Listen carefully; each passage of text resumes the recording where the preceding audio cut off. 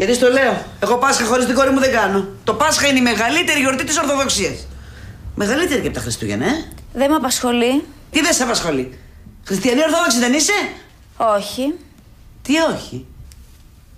Δεν είμαι χριστιανή Ορθόδοξη, αφού είμαι βουδίστρια.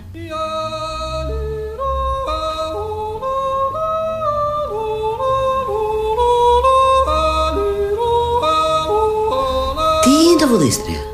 Θρησκεία. Εσύ τι νόμιζες ότι είναι? Αυτό με το κρέας, αυτό που άμα δεν τρως κρέας, αυτό το... Είναι θρησκεία, Ζουμπουλία. Τι είναι? Εκατομμυρίων ανθρώπων στον κόσμο και δικιά μου επίσης. Εσύ δηλαδή τώρα... Τι έχεις δύο, έχεις?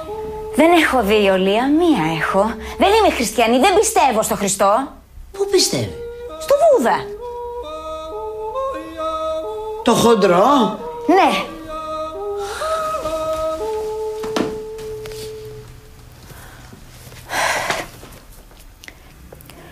Γιατί δεν το έλεγα τόσο καιρό? Την άφηνα να κόβει βόλτες μες στο σπίτι.